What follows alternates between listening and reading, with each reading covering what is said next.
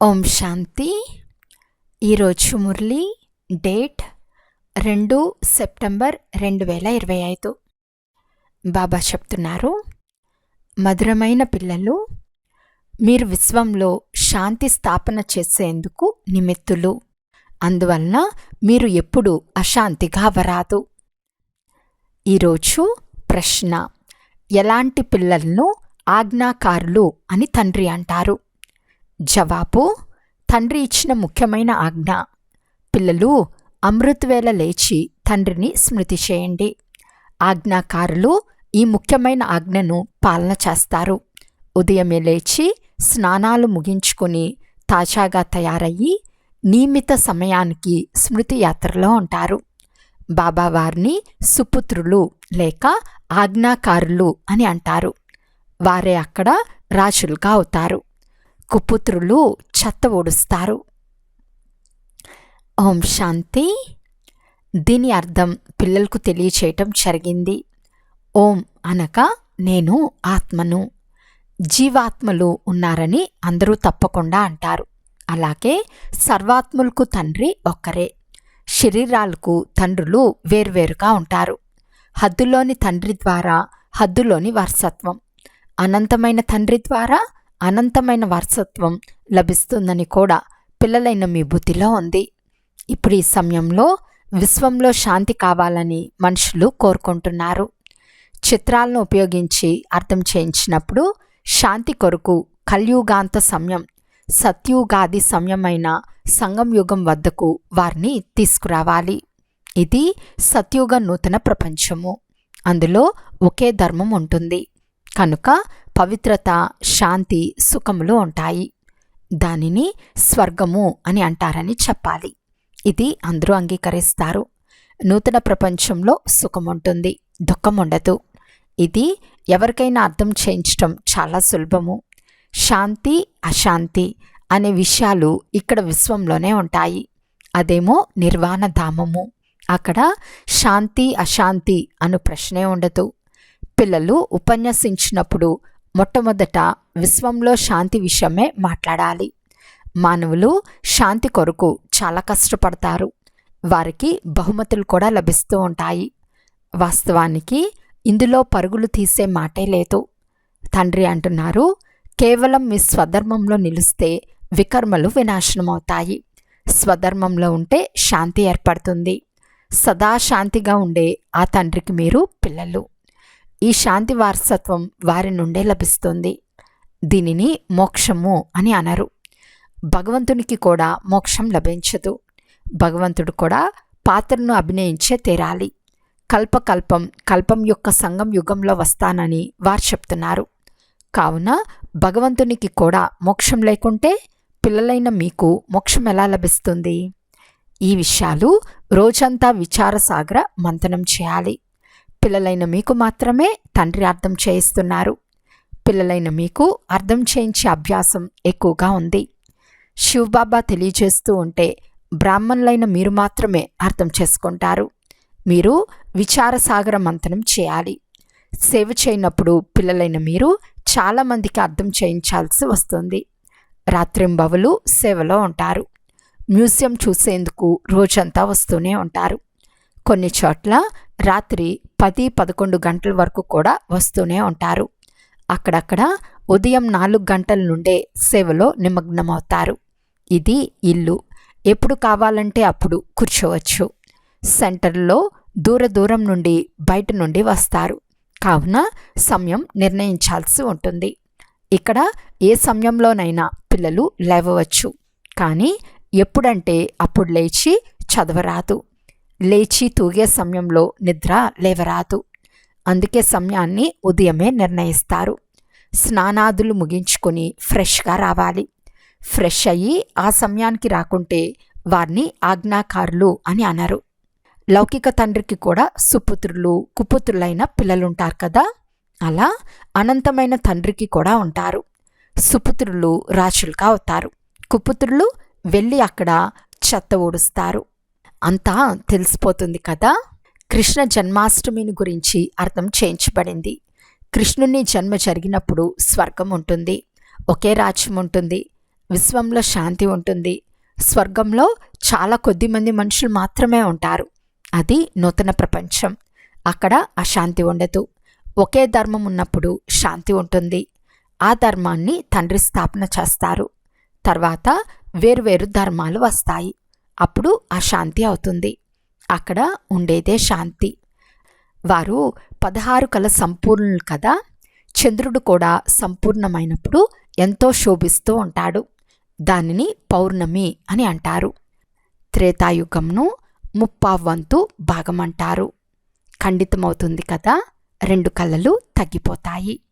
సంపూర్ణ శాంతి సత్యుగంలో ఉంటుంది. పాత సృష్టి 25% ఉండిన ఏదో ఒక గలాట ఉంటుంది. 2 కళలు తగ్గినందున శోభ తగ్గిపోతుంది. స్వర్గంలో సంపూర్ణ శాంతి, నరకంలో సంపూర్ణ అశాంతి. ఇది మనుషులు విశ్వంలో శాంతిని కోరుకునే సమయము. విశ్వంలో శాంతి ఉండాలనే నినాదాలు ఇంతకుముందు లేవు. ఇప్పుడు ఆ నినాదాలు ఎందుకు వినిపిస్తున్నాయి అంటే ఇది విశ్వంలో శాంతి ఏర్పడే సమయము. విశ్వంలో శాంతి కావాలని ఆత్మ కోరుకుంటుంది. మనుషులు దేహాభిమానంలో ఉన్నందున విశ్వంలో శాంతి స్థాపన అవ్వాలని కేవలం నోటితో చెప్తూ ఉంటారు. ఇప్పుడు 84 జన్మలు పూర్తయ్యాయి. ఈ విషయాలు తండ్రి వచ్చి అర్థం చేస్తున్నారు. అందరూ ఆ తండ్రినే స్మృతి చేస్తారు.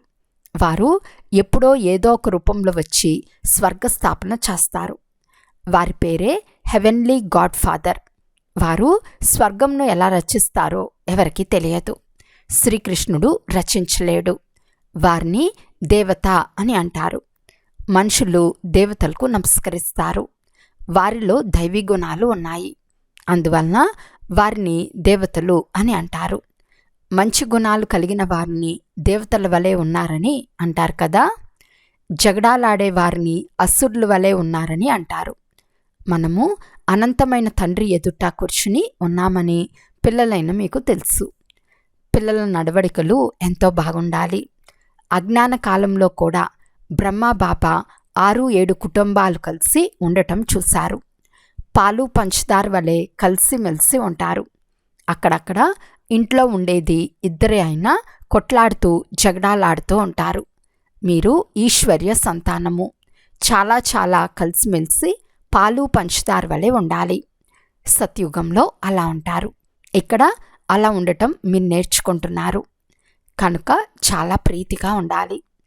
తండ్రి అంటున్నారు, ఏ వికర్మ చేయలేదు కదా, ఎవ్వరికీ దుఃఖం ఇవ్వలేదు కదా అని లోపల పరిశీలించుకోండి. ఇలా కూర్చుని ఎవ్వరూ చెక్ చేసుకోరు. ఇవి బాగా అర్థం చేసుకోవాల్సిన విషయాలు. పిల్లలైన మీరు విశ్వంలో శాంతిని స్థాపించేవారు.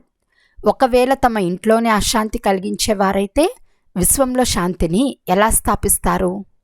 లౌకిక తండ్రిని తన కుమారుడు విసిగిస్తే వీడు చనిపోయినా బాగుండేది అని తండ్రి భావిస్తాడు. దేనికైనా అలవాటు పడితే అది పక్క అయిపోతుంది. మనము అనంతమైన తండ్రి పిల్లలమనే జ్ఞానం ఉండదు. మనము విశ్వంలో శాంతి స్థాపన చేయాలి. మీరు శివబాబా పిల్లలు. ఒకవేళ అశాంతిగా అయితే శివబాబా వద్దకు రండి. వారు వజ్రము. ఫలానా విధంగా శాంతి పొందుకోవచ్చని వెంటనే యుక్తి తెలుపుతారు. శాంతిని కలగచేస్తారు. దైవీ నడవడికలు లేనివారు చాలామంది ఉన్నారు. మీరిప్పుడు పుష్పాల ప్రపంచంలోకి వెళ్లేందుకు తయారవుతున్నారు. ఇది మురికి అపవిత్ర ప్రపంచం, వేశ్యాలయము. దీనిపై అసహ్యం ఏర్పడుతుంది. విశ్వమంతటా నూతన ప్రపంచంలో శాంతి ఉంటుంది. సంగం యుగంలో ఉండదు. ఇక్కడ శాంతిగా అయ్యేందుకు పురుషార్థం చేస్తారు. పురుషార్థం పూర్తిగా చేయకుంటే శిక్షలు అనుభవించాల్సి ఉంటుంది. నాతో పాటు ధర్మరాజు కూడా ఉన్నారు కదా. లెక్కాచారాలు చుక్తూ అయ్యే సమయం వచ్చినప్పుడు చాలా దెబ్బలు తింటారు. కర్మభోగం తప్పకుండా అనుభవించాల్సి ఉంటుంది. జబ్బులు కూడా కర్మభోగమే కదా. తండ్రి కంటే ఉన్నతులు ఎవరూ లేరు. తండ్రి అర్థం చేస్తున్నారు.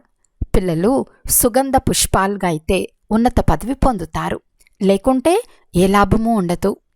తండ్రి అయిన భగవంతుడు ఎవరినైతే అర్ధకల్పం స్మృతి చేశామో వారి నుండే వారసత్వం తీసుకోకుంటే అటువంటి పిల్లలు ఎందుకు పనికి వస్తారు? కానీ డ్రామానుసారం ఇది తప్పకుండా జరగాలి. అర్థం చేయించే యుక్తులు చాలా ఉన్నాయి. విశ్వంలో శాంతి సత్యుగంలో ఉండేది. అక్కడ ఈ లక్ష్మీనారాయణల రాజ్యం ఉండేది. ఇప్పుడు యుద్ధం కూడా తప్పకుండా జరుగుతుంది.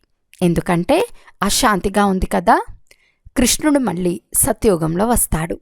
కలియుగంలో దేవతల నీడ కూడా పడదని అంటారు. ఇప్పుడు ఈ విషయాలు పిల్లలైన మీరే వింటున్నారు. శివబాబా మనల్ని చదివిస్తున్నారని మీకు తెలుసు. ధారణ చేసేందుకు ఆయువంతా పడుతుందని అంటారు. జీవితమంతా అర్థం చేయించినా అర్థం చేసుకోరని అంటారు కదా. అనంతమైన తండ్రి అంటున్నారు, మొట్టమొదట ముఖ్యమైన విషయాలు తెలపండి.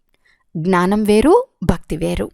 అర్ధకల్పం పగలు, అర్ధకల్పం రాత్రి. శాస్త్రాలలో కల్పం యొక్క పరిమితి గురించే తప్పుగా రాసిస్తారు. అలాగైతే సగం సగం కూడా ఉండదు. మీలో ఎవరైతే శాస్త్రాలు మొదలైనవి చదవని వారుంటారో వారు చాలా బాగుంటారు. చదివి ఉంటే వారికి సంశయాలు వస్తూ ఉంటాయి, ప్రశ్నిస్తూ ఉంటారు. వాస్తవానికి వానప్రస్థ అవస్థ వచ్చినప్పుడు భగవంతుని స్మృతి చేస్తూ ఉంటారు. ఎవరో ఒకరి సలహా ద్వారా స్మృతి చేస్తారు. తర్వాత గురువు ఎలా నేర్పిస్తే అలా చేస్తారు. భక్తి కూడా నేర్పిస్తారు.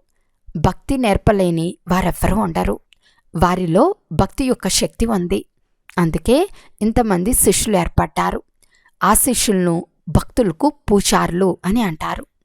ఇక్కడ అందరూ పూజారులే, అక్కడ పూజారులు ఎవ్వరూ ఉండరు. భగవంతుడు ఎప్పుడూ పూజారిగా అవ్వడు. అనేక పాయింట్లు అర్థం చేయించబడుతున్నాయి. నెమ్మది నెమ్మదిగా పిల్లలైన మీకు కూడా అర్థం చేయించే శక్తి వస్తుంది. ఇప్పుడు మీరు కృష్ణుడు వస్తున్నాడు అని తెలుపుతారు.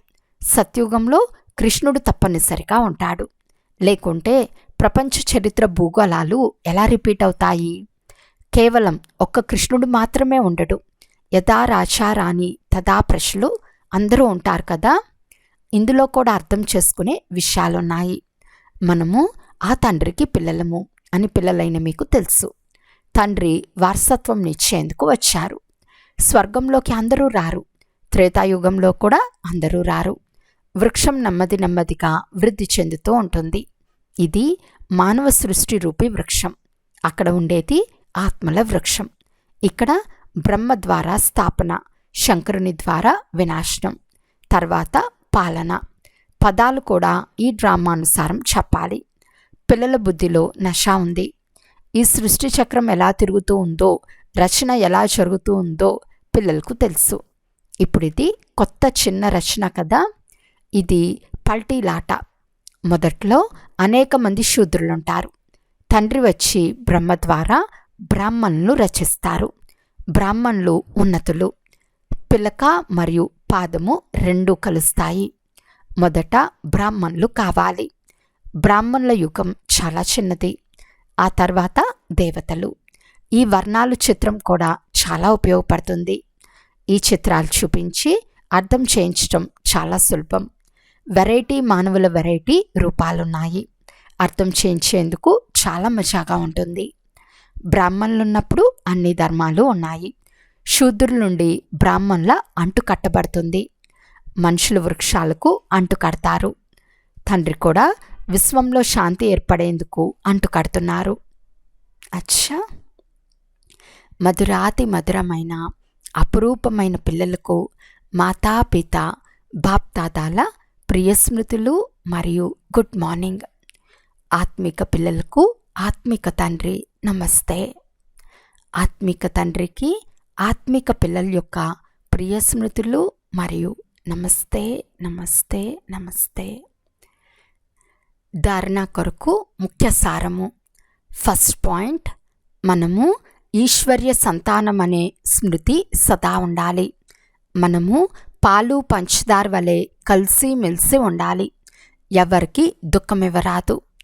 సెకండ్ పాయింట్, ఆంతరికంలో స్వయాన్ని మా ద్వారా వికర్మలు జరగటం లేదు కదా, అశాంతిగా అయి అశాంతిని వ్యాపింపచేసే అలవాటు లేదు కదా అని చెక్ చేసుకోవాలి. ఈరోజు వరదానము. పవిత్రతా శక్తి ద్వారా సదా సుఖ ప్రపంచంలో ఉండే దుఃఖం లేని పురానికి చక్రవర్తి భవ. సుఖశాంతులకు పునాది పవిత్రత.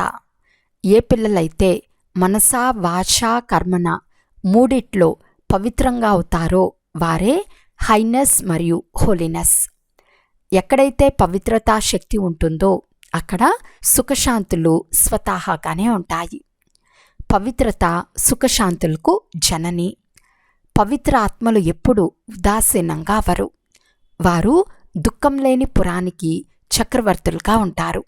వారి కిరీటము మరియు సింహాసనము రెండు భిన్నమైనవే. ప్రకాశ కిరీటము పవిత్రత యొక్క గుర్తే. స్లోగన్: నేను ఆత్మను, శరీరం కాదు. ఇలా చింతన చేయటమే స్వాచింతన. అవ్యక్త సూచన: ఇప్పుడు లగ్నం యొక్క అగ్నిని ప్రజ్వలితం చేసి యోగాన్ని జ్వాలారూపంగా చేయండి. శక్తిశాలి యోగం అనగా లగ్నం యొక్క అగ్ని. జ్వాలారూప యోగమే భ్రష్టాచారం, అత్యాచారాల అగ్నిని సమాప్తం చేస్తుంది. అంతేకాక సర్వ ఆత్మలకు సహయోగంను ఇస్తుంది.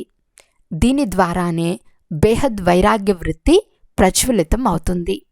స్మృతి అనే అగ్ని ఒకవైపు వికారాల అగ్నిని సమాప్తం చేస్తుంది.